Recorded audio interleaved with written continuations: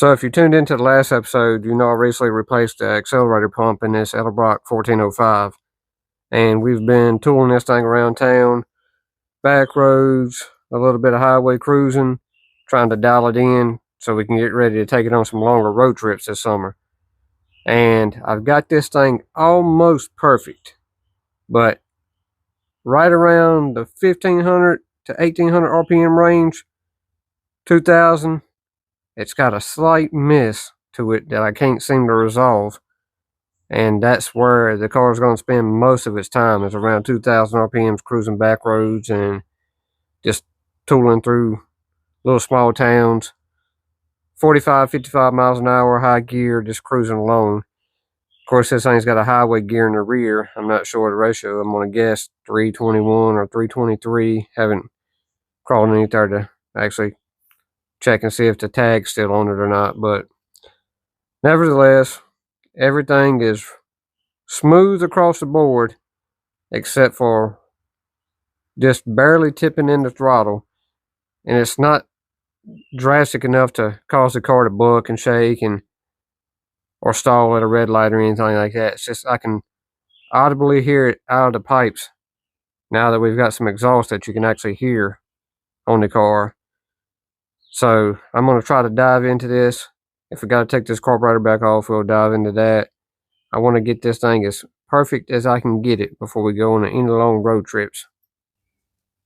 And while I'm on the subject of transmission and gears, I'm going to give this kickdown linkage some more adjustment, because I did notice during these test drives that it's shifting super early into second gear. I mean, you can barely pull out of the driveway and it's already done rolled into second gear, and then third comes not too long after that. So I'm going to give this kickdown cable some adjustment so second gear doesn't come in so fast, and then that should help us out as far as cruising as well. So the first thing I like to do before making any carburetor adjustments, or timing adjustments for that matter, is pull the spark plugs and check the condition of those. Spark plugs will tell you a lot about how your vehicle was running. So I've already got all 8 of these pulled out. Let's take them inside on the workbench so you can get a better look.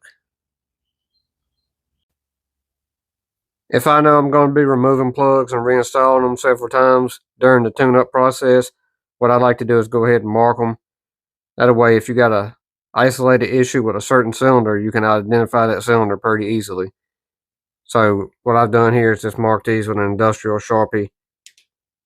Those seem to work pretty good. Just mark them on the shank of the plug. You can mark them down here, wherever's good for you, or you can just stick them in a piece of cardboard and number them that way. But if you're going to be putting them in and out a couple times, it's easiest just to go ahead and mark them. I know a lot of people's probably going to give me crap about running Autolite plugs in a Mopar, but to be honest with you, I just never had any luck with champion plugs. Even on my small block stuff, once a champion plug gets fouled, it's just no bringing it back.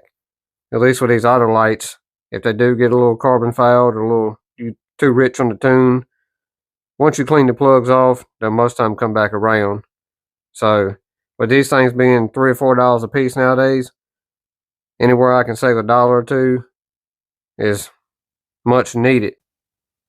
The first thing I like to do is examine the color of the plug, and you'll notice here that the base ring of the plug is pretty black. Normally that's common with a rich idle condition. If the car smells real rich at idle, or maybe blows a little smoke out when you crank it up, that's a good indicator that the idle mixture is a little bit too rich on it. Then I like to look at the porcelain color in here. You want a dark tannish brown color, and it doesn't look too bad as far as the color of the plug. You want to make sure there's no oil deposits or anything wet on the plug. That would indicate an issue. The second thing I like to do is I like to look for the timing mark on the plug ground strap itself. And if you notice right here on the base of this, where right below the bend, you'll see a different coloration in that ground strap.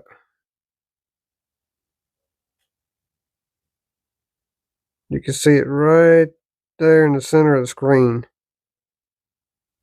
just where that black starts to end at.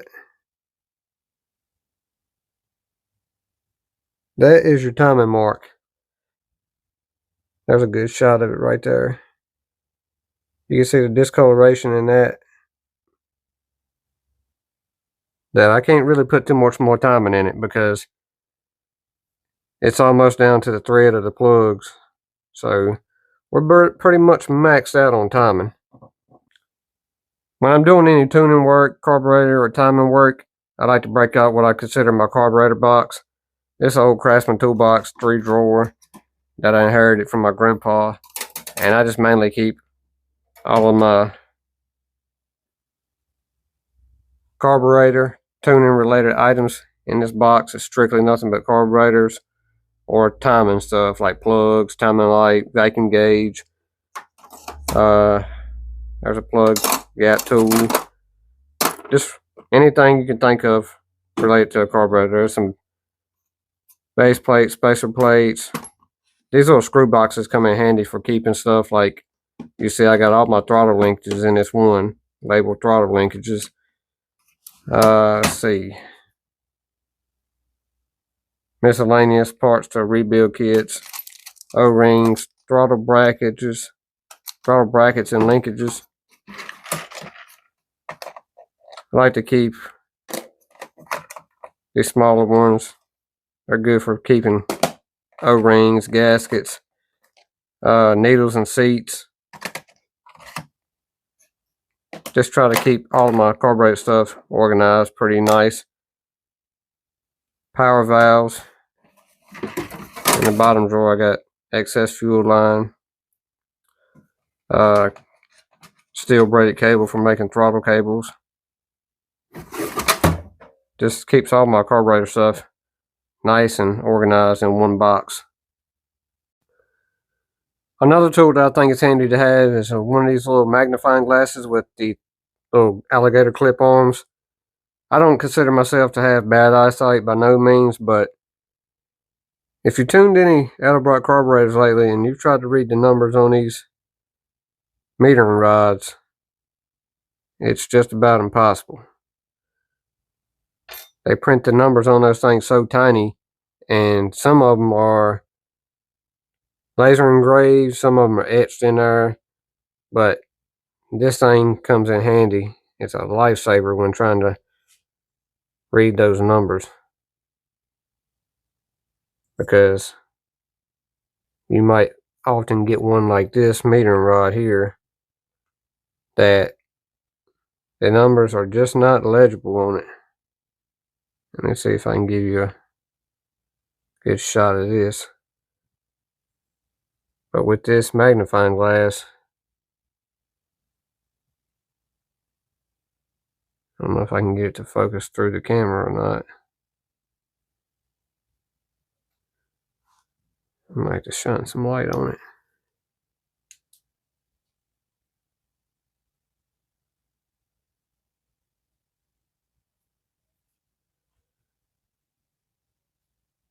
You can see that says 7347. The 7 behind the 4 got printed misaligned.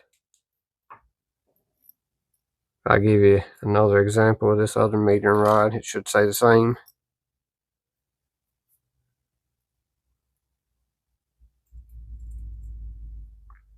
And those little jaws are perfect for holding these metering rods. It doesn't damage them, which I'm not holding it by the tip that goes into the jet. I'm holding it by the top side.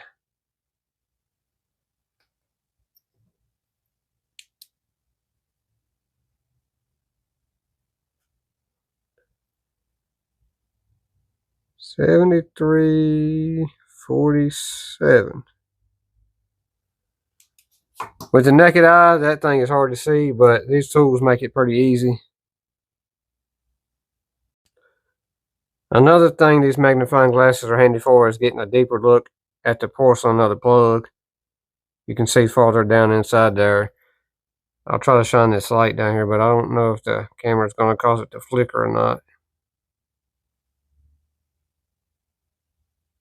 You can pick these little magnifying bases up at Harbor Freight for like 15 bucks. I think they're made for soldering wire together or maybe jewelry repair or something, but like 10 or 15 bucks. You can pick those things up. In my opinion, are well worth it. So after I check the color of the plug, the inside of the porcelain, the timing mark on the plug, the next thing I like to do is I like to go through and re-gap all my plugs just to make sure the gaps are still the same, nothing's closed up, there's no deposits on the ground strap or the electrode. And that's where I ran into an issue on this one. So everything on the driver's side spec'd out at 35 thousandths. Cylinder 1357, they all look good. 35 thousandths, the color looked good. The timing mark looked good on all of them. So I moved on to the passenger side, and the first one I pulled out was number 2 here. And as soon as I pulled that number 2 plug out, I knew we had an issue. Not only is the color of the plug much darker, but the gap is much tighter than any other plug. As a matter of fact, I put a gap tool on it and can't even get it to go into the thinner spot at 20 thousandths. So it's a wonder that that plug was even firing, but it was. So I don't know how that plug gap got closed up so tight, because I don't remember dropping them during installing them, because if I did, I would have rechecked the gap. And I run a bore scope down inside of cylinder number, well actually I run a bore scope in all of them, but nothing showed any major signs, no debris, no chunks of metal, no nothing. So that one right there has me puzzled. So I'm going to gap this back to 35 thousandths like it should be. And we're going to move on to the other plugs. Now that gap 35 thousandths looks much better than 18 or 19. And then we get to our number 8 plug, and this is what we see. Now granted, I did have an issue with this plug wire. For some reason, just would not stay on, it kept falling off. And it would take you, depending on what speed you were running at, it'd take you a few minutes to realize, hey, something's wrong here. And once you got down to low RPMs, you realize, hey, we got a plug wire missing. We only run on 7 cylinders here. So I don't know if this one's not had time to clean up. But with that being said, we throw this one on the gap tool, and it's sitting at 40, 42. So we had one that was super tight, one that was a little loose, and this one's seen better days. Really, I need to go ahead and replace this one. There's no telling how long that plug was not firing, getting doused with fuel. So this is where I start to second guess myself. The exhaust system on the car does not have a crossover pipe, so it's true dual exhaust. But yet I can hear that misfire coming out of the left bank of the motor, right behind the driver's side door. But yet, plugs 1, 3, 5, and 7 look good. They show no indication of any issues. And we had a couple questionable ones on 2, 4, 6, and 8. So you would tend to think that if you had a misfire coming from that side of the motor, that you wouldn't be able to hear it in the driver's side pipe without a crossover. What is y'all's theories on that? Let me know in the comments below. So considering what I found, I'm going to clean these plugs back up, reinstall them, and take a test drive and see how it runs after that. If there's still no improvement, I'm going to pull that carburetor back off. We're going to take a deep dive into it. We're going to check the idle circuit passages. We're going to make sure we're not too far into the transfer slots. We just installed a new accelerator pump, so that should be good to go. We'll double check the metering rods and springs. We're going to try to get down to the root issue of this small misfire at part throttle, so we can have this thing almost mint. So as always, I appreciate y'all for watching. If you want to see if we get down to the root issue of this problem, be sure to hit that like and subscribe button, and we'll see y'all in the next video.